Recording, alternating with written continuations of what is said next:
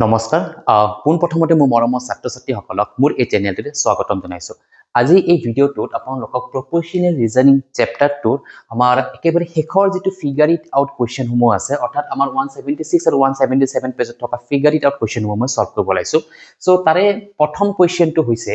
যে Anag mixes 600 ml of orange juice with 900 ml of apple juice to make a fruit drink. Write the ratio of orange juice to apple juice in its simplest form. মানে কোৱেশ্চনটো কি কৈছে যে অনাগে এটা fruit drink বনাব য'ত তেওঁ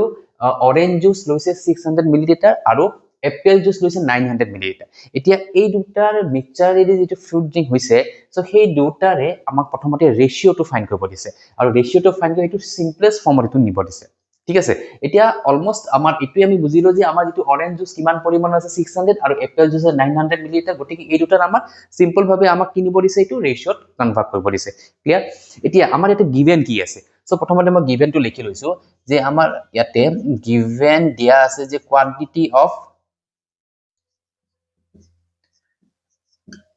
orange juice quantity of orange juice কিমান দিয়া আছে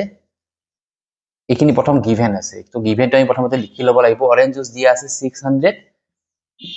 মিলিলিটাৰ তাৰ পিছত quantity of apple juice দিয়া আছে 900 মিলিলিটাৰ ঠিক আছে এটা এইটোৰ আমি ডাইৰেক্ট ৰেশিও ফাইন্ড কৰিব আমি এই সেন্টেন্সটো ডাইৰেক্ট লিখিব পাৰো যে therefore the ratio of orange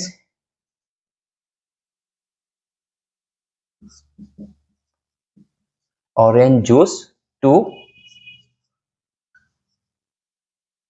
apple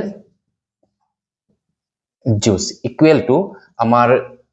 orange juice কিমান আছে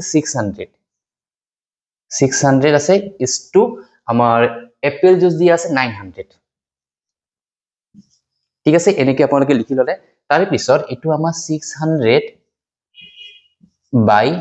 900 লিখিব পাৰো ইয়াৰ পৰা আমাৰ এটা জিৰো ক্যান্সেল গল এটা জিৰো ক্যান্সেল গল নেক্সট 6 আৰু 9 ৰ আমাৰ যেটা ক্যান্সেলেশন কৰিম আমাৰ 3 দিয়ে আমি কমন আছে 3 নাম্বাৰ 3 গতিকে 3 দিয়ে যদি আমি কাটো 3 2 যা 6 আৰু 3 3 যা 9 দ্যাট মিন্স ইটো আমাৰ কিমান পালো 2/3 দ্যাট মিন্স মানে কি মানো 2:3 ৰেশিও এটো আমাৰ এই যেটো ফ্ৰুট ড্ৰিংকৰ এটো মিক্সচাৰটো এটো ফৰ্ম কৰি আছে ক্লিয়াৰ